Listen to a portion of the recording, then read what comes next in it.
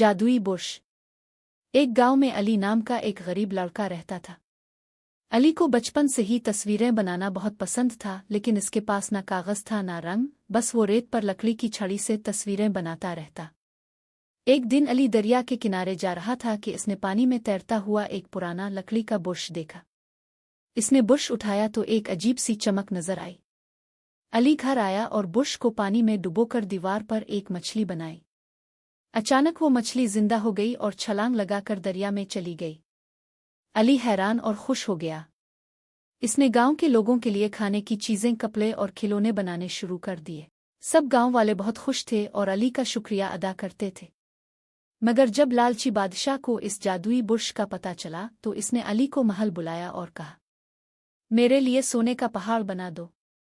अली ने इनकार किया। ये बुर्श दूसरों की मदद के लिए है, आपकी लालच के लिए नहीं। बादशाह को गुस्सा आया। इसने अली को कैद कर दिया और बुर्श छीन लिया।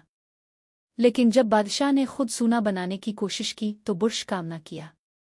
रात को अली ने दीवार पर एक चाबी बनाई जो फौरन असली बन गई। इसने कैद का दरवाज़ा खोला और चुपके से भाग निकला। अली ने सीखा कि जादुई बुर्श हमेशा अच्छे कामों के लिए इस्तेमाल करना चाहिए और लालच करने वालों का अंजाम बुरा होता है। इखलाकी सबक: अपनी सलाहियतों को समझदारी से इस्तेमाल करो और कभी लालच न करो, क्योंकि असल खुशी दूसरों की मदद में है।